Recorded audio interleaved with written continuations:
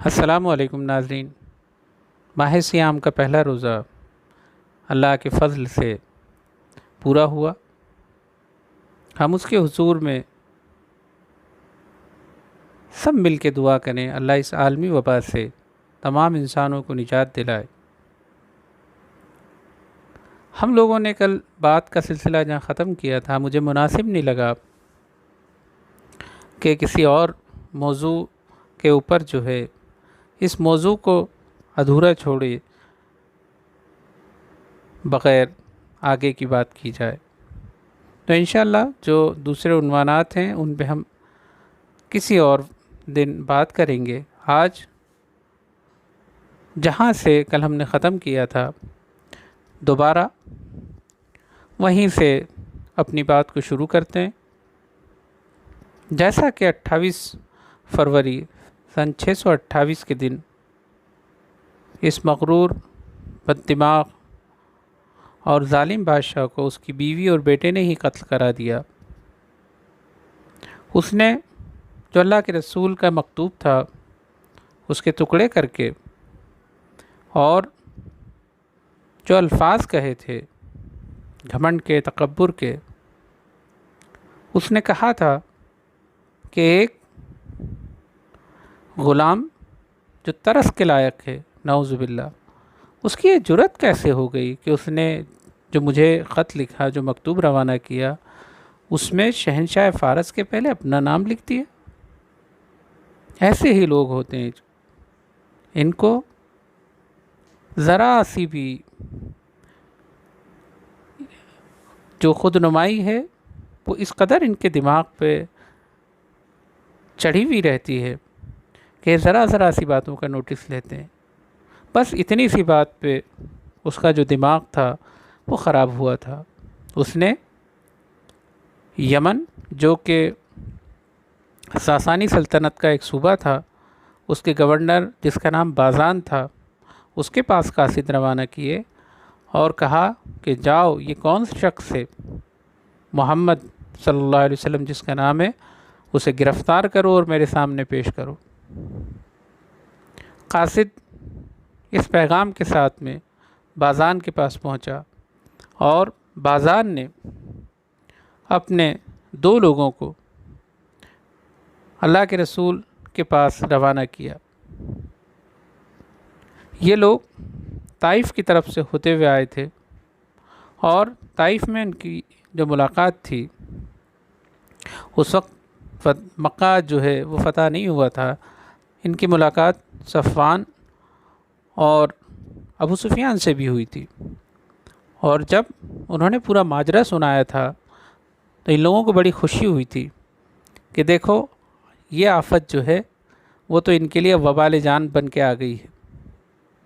بہرحال مختصر یہ کہ جب یہ مدینہ پہنچے، اللہ کے رسول نے بہت اچھا سلوک ان کے ساتھ کیا، اور جب انہوں نے دھمکی بھرے لہجے کے اندر وہ پورا پیغام اللہ کے رسول کو سنایا کہ اس طرح سے آپ کو پیش ہونا ہے شہنشاہ فارس کے نام پہ، تو اللہ کے رسول نے ان دونوں سے کہا بنا کسی غصے، اور جو مہمان تھے ان کو کسی قسم سے بھی یہ احساس دلائے بغیر کہ تم مجھے دھمکی دے رہے ہو اور میں تمہارے ساتھ میں جو ہے بہت ہی نرمائی اور بھلائی کا سلوک کر رہا ہوں، اس سلوک میں اللہ کے رسول نے کوئی بھی بدلاؤ نہیں لے کے آئے اور ان سے ویسے ہی پیش آیا جیسا کہ دوسرے ممالک سے جب سفیر پہنچتے ہیں،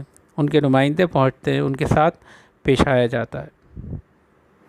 بہت سادگی سے اللہ کے رسول نے کہا کہ تم جاؤ، اور تم مجھے کیا لینے آئے ہو اور مجھے کیا مدائن پہنچاؤ گے؟ انشاءاللہ اسلام مجھ سے پہلے مدائن پہنچ جائے گا۔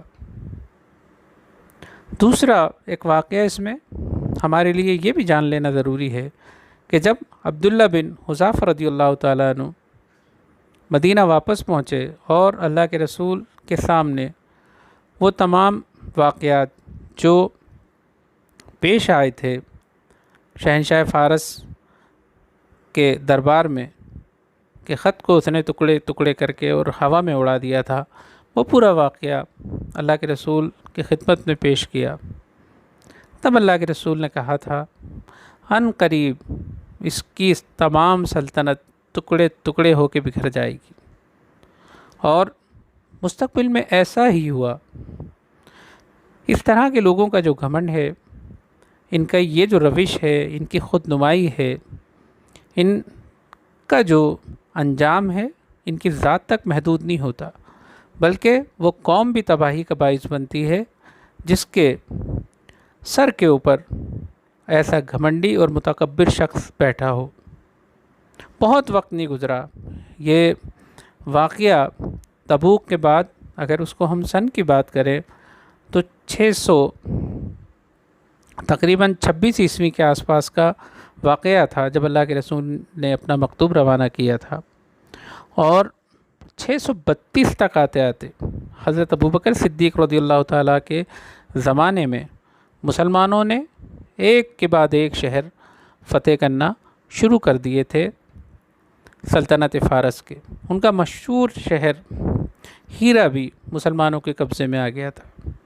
پھر ایک ایسی جنگ ہوئی جس میں مسلمانوں کو بہت نقصان ہوا، جنگ جسر جس کا نام ہے، اور اس نقصان کے پیش نظر حضرت عمر رضی اللہ تعالیٰ عنہ خلافت کا کاروبار، خلافت کی ذمہ داریاں حضرت علی کو سونپ کر خود میدان جنگ کی طرف نکل پڑے۔ لیکن تمام جو دوسرے صحابہ کرام تھے انہوں نے آپ کو سمجھایا کہ آپ کا مدینہ منورہ میں رہنا ضروری ہے، کسی اور شخص کو فارس کی ذمہ داری دے کر سپہ سالار بنا کر روانہ کیا جائے۔ تب آپ نے حضرت سعد بن ابی وقاص رضی اللہ تعالیٰ عنہ کو، جو اس وقت نجد میں تھے، اس ذمہ داری کو سونپا، اور سن 636 عیسوی نومبر ماہ کے اندر جنگ قادسیہ کے نام سے دنیا کا مشہور و معروف معرکہ ہوا، اور اس کے بعد مدائن جو ہے وہ مسلمانوں کے ہاتھ میں آ گیا۔ یہ فیصلہ کن معرکہ تھا جس کے بعد سلطنت فارس پوری طرح سے مسلمانوں کے قبضے میں آ گئی۔ اس کے بعد چھوٹی چھوٹی مزاحمتیں وہ لوگ کرتے رہے، جس کا سلسلہ 651 اور کچھ تاریخ دانوں کے حساب سے 654 تک چلتے رہا۔ 654 کے بعد اس مغرور اور گھمنڈی بادشاہ کی تمام سلطنت پر مسلمانوں کا قبضہ ہو گیا۔ یہاں ایک چیز واضح کر دیں کہ یہ قبضہ زمین کے اوپر نہیں تھا، یہ قبضہ ان رعایا کے جو اس پوری سلطنت کے اندر رہتی تھی، یہ ان کے دلوں پہ بھی قبضہ تھا۔ یہ کیسے اور کیوں کر ہوا، اس کے اوپر ہم انشاءاللہ نیکسٹ ایپیسوڈ میں بات کریں گے۔ اللہ ہم کو نرمائی، صلہ رحمی اور اچھی عادتیں اپنانے اور ان عادتوں کو اپنی زندگی کا حصہ بنانے کی توفیق عطا کرے۔ اس ماہ صیام میں، اس ماہ رمضان میں، یہی اس کے حضور میں دعا ہے۔ انشاءاللہ کل انشاءاللہ کسی اور ٹاپک کے ساتھ دوبارہ ملاقات ہوگی۔ تب تک کے لیے اجازت دیجیے۔ اللہ حافظ، اپنا خیال رکھیے۔ السلام علیکم۔